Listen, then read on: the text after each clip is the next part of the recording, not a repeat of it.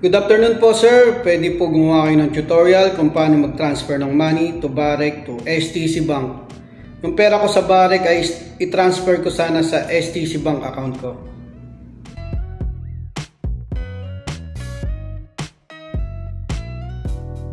Yo, what's up kabayan? Welcome back sa aking channel. Ako nga pala si Nonoy, isang OFW dito sa Saudi Arabia. Bale, sunod ko pong i-share na video kung paano mag-deposit ng pera or mag-transfer sa Barrick to STC Bank gamit po yung IBAN account ulit ng STC Bank. Nakaraang video po nag-upload po tayo gamit yung Submobile. Ngayon naman Barrick apps naman gamit natin. Medyo komplikado po doon nakaraan sa Submobile kasi yung apps ng Submobile marami po kayong pipindutin pa. Pero dito sa Barrick medyo mas madali na. Para masagot natin yung tanong ni kabayan, good afternoon po sir, pwede po gumawa kayo ng tutorial kung paano mag-transfer ng money to Barrick to STC Bank. Yung pera ko sa Barrick ay transfer ko sana sa STC Bank account ko. STC Bank account ko. Ayan kabayan, ito panoorin nyo. Okay, simulan na po natin. Ayan, buksan nyo lang yung Barrick apps nyo. Login lang kayo sa Barrick app nyo. Dito sa dashboard, ayan, may 102 po tayo. Yan po ipapasa natin. Punta kayo sa local bank transfer. Punta po muna tayo sa STC Bank. Bali, kakopy po muna natin yung IBAN account number ng STC Bank natin.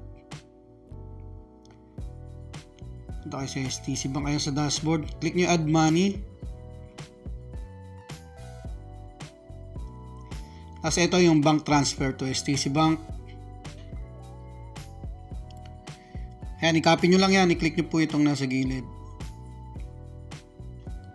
Once na copy na, balik kayo sa Barrick apps nyo. Punta na po kayong local bank transfer. Tapos add new beneficiary. Ayan, add beneficiary. I-paste nyo po muna yung IBAN account na kinopy nyo doon sa STC Bank. And lalabas na po yung logo dyan ng STC Bank. Kung anong bangko, basta tama po. As full name, relationship, ito personal, nickname. Lagyan nyo na lang po nickname. Kayo na pong balang kung anong lalagay nyo. Tapos continue. Tatawag po ang STC Bank, Barrick Customer Service para sa pag-activate ng beneficiary. Dear Barrick customer, please press 1 if you want to add a new beneficiary.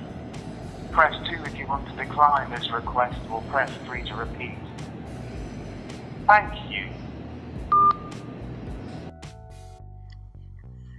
Ayan, beneficiary has been added successfully na. Balik po tayo sa dashboard. Ayan yung in-add natin. Ayan, mag-message din yung Barrick dyan. Balik tayo sa dashboard. Tapos local bank transfer ulit. Kasi ito yung in-add nating STC Bank beneficiary. Lagyan nyo na po yung amount nyo dyan kung magkano. I-transfer natin lahat. Kasi ito, purpose of transfer. Pili po kayo dyan kung ano po yung, ayan, may account on other bank. Tapos click nyo na yung continue. And andyan po yung transfer details, summary, kung magkano at saka wala pong charge pag sa Barrick hanggang ngayon. Click nyo na yung pay now, magsisend ng OTP ang Barrick. Local or bank transfer, wala pa rin charge sa Barrick. Ayan, money sent successfully na mga kabayan. Click nyo na yung done. Ayan, nabawasan na rin yung pera natin sa Barrick. Nakaka-receive po tayo ng SMS. Check natin sa STC Bank kung dumating na. Ayan, pagka ganyan, ayan, nag-message na. Inward transfer, sorry. I-refresh nyo lang po yan pag wala pa sa account nyo. Ayan, i-slide nyo lang pababa. Lalabas na po dyan yung amount.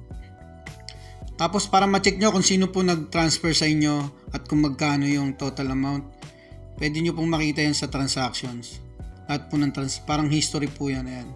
transaction. Click nyo yung see all. Yan. Click nyo yung pinakauna kung yan yung recent na transaction na natanggap nyo. Tapos transaction details. Diyan makikita nyo po kung sino nagpadala at kung ano pong bangko. Pwede nyo pong i-share din yan. So ayan, ganun lang po mga kabayan kung paano mag-transfer direct to STC Bank. Gamit naman po yung IBAN account number ng STC Bank. Maraming po salamat.